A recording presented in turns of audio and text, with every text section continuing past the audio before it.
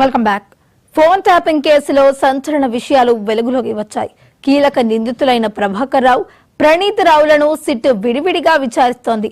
2018 నుంచి phone tapping చేసినట్లు ప్రవీణ్ రావు వెల్లడించగా 4 ఏళ్లలో వేలాది ఫోన్లు ట్యాప్ చేసినట్లు తెలిపారు. ట్యాపింగ్ రికార్డులను పెన్ డ్రైవ్ లో కాపీ చేసి ప్రభాకర్ రావుకు ఇచ్చేవాడినని తెలిపారు. ఆ పెన్ డ్రైవ్లు ఎవరికి చేరాయనే దానిపై సిట్ దర్యాప్తు కొనసాగుతోంది. నేడు మేడ్చల్ జిల్లా కాంగ్రెస్ అధ్యక్షుడు సింగిరెడ్డి హరివర్ధన్ రెడ్డి విచారణకు హాజరై వాంగ్మూలం ఇవ్వనున్నారు.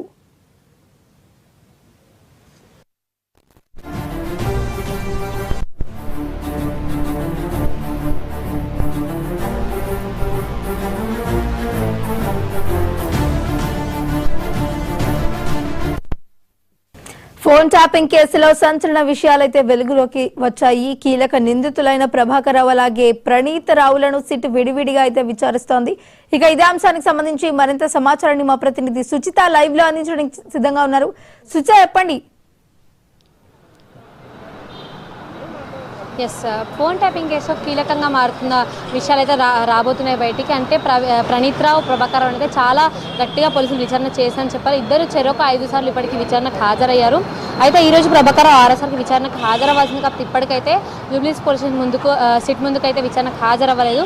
కాకపోతే కేసుకి సంబంధించి అయితే ప్రణీత్ రావుని విచారణ చేసిన పోలీసులు కీలక విషయాలే బయట పెట్టారు అని చెప్పుకోవాలి.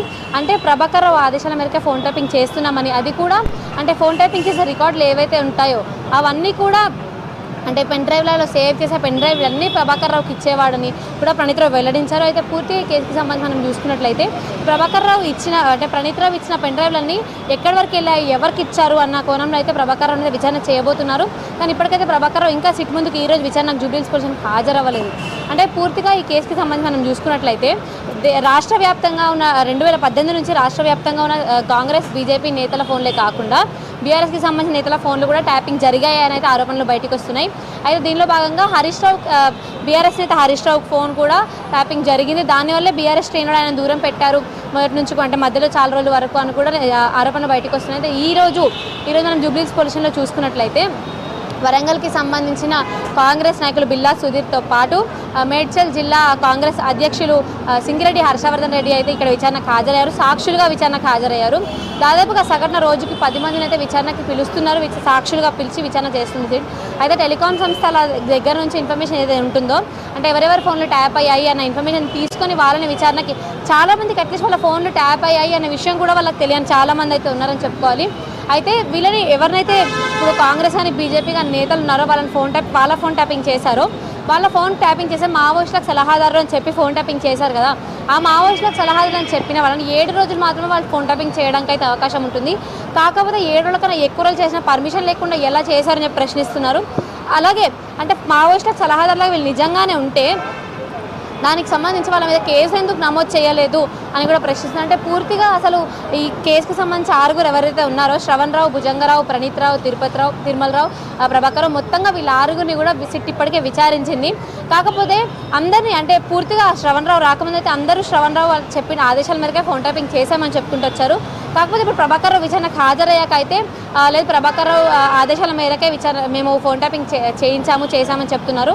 అంటే ఎవరైతే ప్రణీత్ రావు చెప్తూ వస్తున్నాడో ఇలా ఫోన్ ట్యాపింగ్ చేసిన రికార్డులని మేము పెన్ డ్రైవ్లో పెట్టి ప్రభాకర్ రావుకి ఇచ్చాము అనేసి, అంటే ఇప్పుడు ప్రభాకర్ని విచారణ చేసిన దాంట్లో కూడా ఈ పెన్ డ్రైవ్లన్నీ కూడా ఎవరి చేతికి వెళ్తున్నాయి, ఎవరు చేయించారంటే 2018 నుంచి కూడా ఫోన్ ట్యాపింగ్ దాదాపుగా 40,000 ఫోన్లు అయితే ట్యాప్ అయినట్టుగా తెలుస్తుంది. అందులో కాంగ్రెస్కి సంబంధించి తెలంగాణలో 650 మంది ఫోన్లు ట్యాప్ అయ్యాయని చెప్తున్నారు.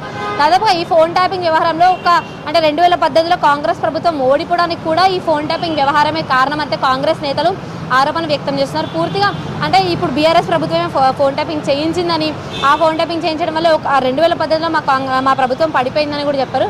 అంటే ఈ హార్డ్ డిస్క్లు, ఈ పెన్ డ్రైవ్లు ఏవైతే ఉన్నాయో 2023 ఎలక్షన్స్లో తప్పకుండా బీఆర్ఎస్ పార్టీ ఓడిపోతుంది అన్న నెపంతోనే వాళ్ళు 2023 ఎలక్షన్స్ ఆ టైంలో అయితే ఆ హార్డ్ డిస్క్ను ధ్వంసం చేశారు అని ప్రభాకర్ రావు, అలాగే అప్పుడున్న ఎస్ఐబీ చీఫ్ ఎవరైతే ఉన్నారో ఆయన మరియు ప్రభాకర్ రావు ఇద్దరు కలిసి అప్పుడు హార్డ్ డిస్క్ కూడా ధ్వంసం చేశారని చెప్తున్నారు. అంటే పూర్తిగా ఈ హార్డ్ డిస్క్ ధ్వంసం చేయడం కానీ, ఈ పెన్ డ్రైవ్లు ధ్వంసం చేయడం కానీ ఇదంతా నిజంగానే ఫోన్ ట్యాపింగ్ చేసే మావోయిస్టు సలహాదారులుగానే చేయిస్తే మీ తప్పేం లేకపోతే ఈ హార్డ్ డిస్క్లు, ఈ పెన్ డ్రైవ్లు అన్నీ ఎందుకు ధ్వంసం చేశానైతే సిట్ గట్టిగా ప్రశ్నిస్తుంది. ఈరోజు 6వ సారి విచారణకు హాజరవ్వాల్సింది, కాబట్టి ఇప్పటికి ఇంకా విచారణకు హాజరవ్వలేదు. కాకపోతే సాక్షులుగా అయితే సగటుగా రోజుకు 10 మంది హాజరవుతున్నారు. అలాగే ఈరోజు కాంగ్రెస్ వరంగల్ కాంగ్రెస్ పార్టీకి సంబంధించిన వాళ్ళు ఆయన బిల్లా సుధీర్ రెడ్డి గారు, అలాగే మేడ్చల్ కాంగ్రెస్ అధ్యక్షుడు సింగిరెడ్డి హర్షవర్ధన్ రెడ్డి అయితే హాజరయ్యారు. ఆయనతో పాటు ఆయనకు సంబంధించిన కాంగ్రెస్ కార్యకర్తలు కూడా హాజరయ్యారు. కాకపోతే ఎవరిని లోపలికి వెళ్ళవ చేయట్లేదు. ఓన్లీ ఎవరైతే సాక్షులుగా వచ్చిన ఆ వ్యక్తి ఎవరైతే ఉంటారో ఆ వ్యక్తిని మాత్రం లోపలికి వెళ్ళవచ్చు. సిట్ అయితే లోపల చాలా గట్టిగా విచారణ చేస్తుందని చెప్పుకోవాలి. సుజిత, అయితే ఇటు బీజేపీ ఎంపీ రఘునందన్ రావు కూడా విచారణకు హాజరైనట్టు తెలుస్తుంది. దానికి సంబంధించిన అప్డేట్స్ ఏ విధంగా ఉన్నాయి? అంటే ప్రస్తుతానికి అయితే విచారణకు ఇంకా అంటే హాజరవుతున్నారు, ఒక్కరొక్కరుగా హాజరవుతున్నారు. అంటే ప్రతి ఒక్కరిని కూడా ఇప్పుడు కాంగ్రెస్ నేతలే కాదు, బీజేపీకి సంబంధించిన నేతల ఫోన్లు కూడా ట్యాప్ చేయించారు అన్న నెపంతో అయితే వాళ్ళని సాక్షులుగా విచారణకు పిలుస్తున్నారు. అయితే దీంట్లో రఘునందన్ రావు ఎవరైతే ఉన్నారో మెదక్ ఎంపీ రఘునందన్ రావు, బీజేపీకి సంబంధించిన మెదక్ ఎంపీ రఘునందన్ రావు, ఆయన ఫోన్ కూడా ట్యాప్ చేయించినట్టుగా, ఆయనతో పాటు ఈటల రాజేందర్, అలాగే నిజామాబాద్ ఎంపీ ధర్మపురి అరవింద్, బండి సంజయ్, ఇలా చాలా మంది ఫోన్లే ట్యాప్ చేయించినట్టుగా, అంటే బీజేపీకి సంబంధించిన వాళ్ళ ఫోన్లు కూడా ట్యాప్ చేయించినట్టుగా చెప్తున్నారు. అయితే ఈ ఫోన్ ట్యాపింగ్ వ్యవహారానికి సంబంధించి కాంగ్రెసే కాకుండా బీజేపీ వాళ్ళ ఫోన్ కూడా ట్యాప్ చేయించాలని ఎలాగైతే చెప్తున్నారో వాళ్ళు కూడా అందరూ విచారణకు హాజరవుతున్నారు. విచారణకు హాజరయ్యి ఒకప్పుడు ఎప్పుడైతే ఫోన్ ట్యాపింగ్ 2018 నుంచి జరిగిందో ఆ టైం నుంచి కూడా వాళ్ళ ఫోన్ ట్యాపింగ్ చేయడం వల్ల అంటే వాళ్ళని వెనక ఫాలో అవ్వడం కానీ వాళ్ళు ఎవరితోనైతే మాట్లాడారో వాళ్ళతో మాట్లాడి వీళ్ళు ఏం మాట్లాడుతున్నారు, ఏం చేస్తున్నారు అని తెలుసుకోవడం కానీ, అంటే చాలా కీలకమైన విషయాలు కూడా ఈ ఫోన్ ట్యాపింగ్లో బయటకు వచ్చాయంటే వాళ్ళు ఏం మాట్లాడారో ఎవరితో మాట్లాడారో కూడా విని వాళ్ళైతే చాలా విషయాలు బయట పెట్టినట్టుగా తెలుస్తుంది. పూర్తిగా ఈ ఫోన్ ట్యాపింగ్కి సంబంధించి మనం చూసుకున్నట్లయితే ఎవరి మీద ఏ చిన్న అనుమానం వచ్చినా కూడా వాళ్ళ ఫోన్ అయితే ట్యాపింగ్ చేశారు అని పూర్తిగా బయటకు వస్తుంది వివరాలు. అంటే ఇంకా అసలు ఈ బీఆర్ఎస్ కాదు కాంగ్రెస్ బీజేపీ కాకుండా తెలంగాణలో బీఆర్ఎస్ శ్రేణులు ఫోన్ కూడా ట్యాప్ అయినట్టుగా చెప్తున్నారు. అలాగే బీఆర్ఎస్ నేత హరీష్ రావు ఫోన్ కూడా ట్యాప్ అయినట్టుగా తెలుస్తుంది. అంటే బీఆర్ఎస్ ప్రభుత్వమే ఉన్నప్పుడే ఆయన ఫోన్ ట్యాప్ అయింది అంటే నిజంగా ఒక కీలకమైన విషయం అనేది చెప్పుకోవాలి. పూర్తిగా ఈ కేసుకి సంబంధించి ఎవరి మీద ఏ చిన్న అనుమానం వచ్చినా కూడా వాళ్ళ ఫోన్ అయితే ట్యాప్ చేయించినట్టుగా తెలుస్తుంది మనకి. సుచిత, అయితే ఇటు ప్రణీత్ రావు స్టేట్మెంట్లో ఫోన్ ట్యాపింగ్కి సంబంధించిన ఎటువంటి కీలక వివరాలు వెల్లడైనట్టు తెలుస్తుంది? ప్రణీత్ రావు ఎవరైతే ఉన్నారో అంటే A2 A3 ఉన్న వీళ్ళందరూ భుజంగారావు వీళ్ళందరూ ఉన్నారు కదా, అలాగే ప్రణీత్ రావు అయితే ఇప్పటికే 5 సార్లు విచారణకు హాజరయ్యాడు. ఆయన ఈ 5 సార్ల విచారణలో కూడా ఆయన మొత్తం ఫస్ట్ నుంచి కూడా ఆయన ఇచ్చిన వాంగ్మూలాలు ఎలా ఉన్నాయంటే పూర్తిగా ప్రభాకర్ రావు ఆదేశాల మేరకే ఫోన్ ట్యాపింగ్ చేయించాము అన్నట్టుగా ఆయన సిట్ ముందుకైతే హాజరై వాంగ్మూలం ఇవ్వడం జరిగింది.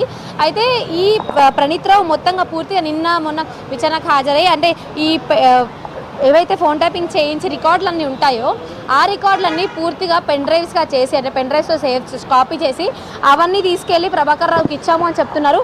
అలాగే పూర్తిగా ప్రభాకర్ రావు ఎవరు చెప్తే వాళ్ళకి ఫోన్ ట్యాపింగ్ చేయించామని కూడా చెప్తున్నారు. అంటే కీలకంగా ఈ కేసు అయితే ప్రభాకర్ రావే ఉన్నట్టుగా ప్రణీత్ రావు కూడా వెల్లడించడం జరిగింది. పూర్తిగా ఇప్పటికి 5 సార్లు ఆయన విచారణకు హాజరయ్యారు. కాకపోతే ఇంకా పూర్తిగా ఆయన కూడా మళ్ళీ ఇంకా కూడా విచారణకు హాజరవ్వబోతున్నారు. ఎందుకంటే ఆయన వచ్చిన ప్రతిసారి కూడా చాలా డాక్యుమెంట్లు అవన్నీ తీసుకొని వస్తున్నాయి. ఆయన దగ్గర సాక్ష్యాలు ఏవైతే ఉన్నాయో ఫోన్ ట్యాపింగ్కి సంబంధించి అవన్నీ కూడా ఆయన తీసుకొని వస్తున్నారంటే ఇప్పటికే దాదాపు 40,000 మంది 2018 నుంచి 40,000 మంది ఫోన్లు అయితే ట్యాప్ చేయించినట్టుగా తెలుస్తుంది. 650 మంది కాంగ్రెస్ శ్రేణులు దాంట్లో ఉన్నట్టుగా తెలుస్తుంది. పూర్తిగా ఈ 650 మంది ఫోన్లు కానీ ఆ మొత్తం పూర్తిగా 40,000 మంది ఫోన్లు ఎందుకు ట్యాప్ చేయించారు, ప్రతి ఒక్క ఫోన్ ఎందుకు ట్యాప్ చేయించారు, 40,000 మందికి 40,000 మందికి ప్రతి ఒక్కరి ఫోన్ ఎందుకు ట్యాప్ చేయించారు రీజన్ తప్పకుండా చెప్పాల్సి ఉంటుంది, దానికి సమాధానం ఇవ్వాల్సి ఉంటుంది సిట్కి. అయితే ఈ పెన్ డ్రైవ్లన్నీ అంటే రికార్డ్ చేసి కాపీ చేసి ఆ పెన్ డ్రైవ్లో సేవ్ చేసి అవన్నీ తీసుకెళ్ళి ప్రభాకర్ రావుకి ఇచ్చాము అంటూ కీలక విషయాలు అయితే బయట పెట్టాడు ప్రణీత్ రావు. సుచిత, అయితే ఇటు మరోవైపు ఈ కేసుకు సంబంధించిన పెన్ డ్రైవ్లు ఎవరికి చేరాయనే విషయంపై ఇటు సిట్ ఎంతవరకు ఆధారాలు సేకరించింది? ఇప్పటికైతే ప్రణీత్ రావు చెప్పిన వివరాల ప్రకారం ఆ పెన్ డ్రైవ్లన్నీ ప్రభాకర్ రావు దగ్గరికి చేరాయి అని అయితే చెప్పారు. అయితే ఈ రోజు విచారణకు హాజరైతే ప్రభాకర్ రావు తప్పకుండా ఆ పెన్ డ్రైవ్లు ఎవరికి అంటే ప్రభాకర్ రావు దగ్గర నుంచి ఆ పెన్ డ్రైవ్లు ఎవరి దగ్గరికి వెళ్ళాయి, ఆ హార్డ్ డిస్క్లు ఎవరి దగ్గరికి వెళ్ళాయి అంటే అప్పుడు ధ్వంసం చేయకముందు ఆ పెన్ డ్రైవ్లు హార్డ్ డిస్క్లు ఎవరి దగ్గరికి వెళ్ళాయి అన్న కోణంలో అయితే ప్రభాకర్ రావుని విచారణ చేయబోతున్నారు. కాకపోతే ఆయన అయితే విచారణకి చాలా అసలు అంతగా స్పందించట్లేదు. 5 సార్లు విచారణ చేసినా కూడా ఆయన అంతగా స్పందించట్లేదు. పూర్తిగా అంటే సరిగ్గా సమాధానం చెప్పకుండా అలా చెప్తున్నాడు అని చెప్పేసి ఆల్రెడీ చెప్పడం జరుగుతుంది. అయితే దాని గురించి అయితే సుప్రీంకోర్టుని కూడా ఆశ్రయించబోతుంది తొందరలో సిట్.